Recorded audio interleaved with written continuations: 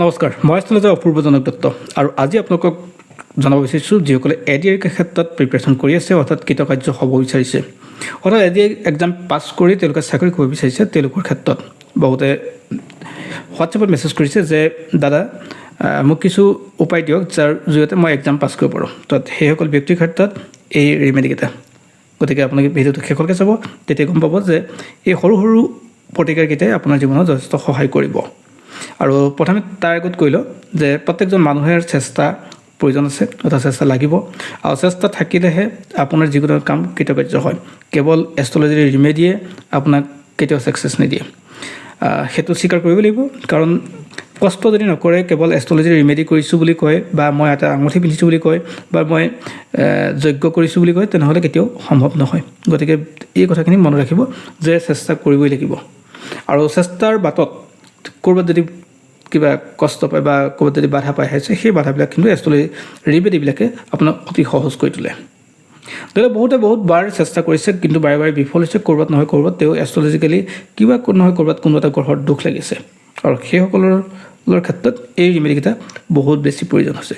প্ৰথম কথাটো আপুনি কৰিব কি, বৃহস্পতিবাৰ দিন এটা আপুনি ল'ব, এখন ৰঙা কাপোৰ ল'ব আৰু বৃহস্পতিবাৰ দিনটো যদি শুক্লপক্ষ হয় যথেষ্ট ভাল হয়। আৰু সেইদিনা আপুনি বেচনৰ লাডু বনাব, বেচনৰ অলপ ডাঙৰমূৰীয়া এটা লাডু বনাব আৰু লগত 7 টুকুৰা হালধিৰ টুকুৰা, 7 টুকুৰা হালধি বান্ধি আপুনি বোৱতী পানীত এৰি দিয়ক অৰ্থাৎ উটাই থৈ আহিব আৰু ক'ব সকলো বাধা দূৰ হওক। আপোনাৰ নিজৰ মনৰ কথাখিনি কৈ আপুনি তাক এৰি দিব আৰু মিনিমাম 3টা বৃহস্পতিবাৰ কৰিব পাৰিলে যথেষ্ট শুভ হয়। তথাপি আপুনি কৰিবলৈ যত্ন কৰিব, এটা হওক বা দুটা হওক, অৰ্থাৎ এক্সামৰ আগত আপুনি কৰিব যত্ন কৰিব।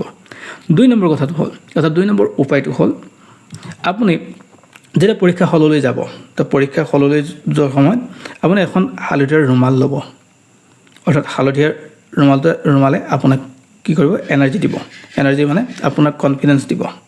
আৰু দ্বিতীয়তে আপুনি গ্ৰীণ কালাৰ পেন এটা ল'ব। গ্ৰীণ কালাৰ মানে ইংকটো গ্ৰীণ নহ'লে হ'ব, কিন্তু কভাৰটো গ্ৰীণ হ'লে যথেষ্ট ভাল। সি আপোনাক মানে কি তীক্ষ্ণতা, বুদ্ধিমত্তা দিব।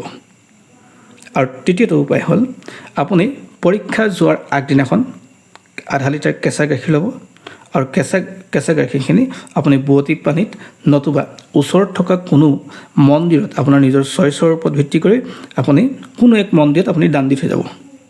এই 3টা আপুনি উপায় কৰিবলৈ যত্ন কৰক। এই 3টা উপায় আপোনাৰ জীৱনৰ এক্সামৰ যি বাধা আছে সেই বাধাখিনি দূৰ হ'ব। গতিকে আপুনি কৰিবলৈ যত্ন কৰিব আৰু বিভিন্নজনলৈ এই ভিডিঅ'টো শ্বেয়াৰ কৰিব যাতে তেওঁলোকৰ ক্ষেত্ৰতো লাভান্বিত হয়। ধন্যবাদ। পুনৰ আন এক ভিডিঅ'ত আপোনাক সকলোকে লগ পাম।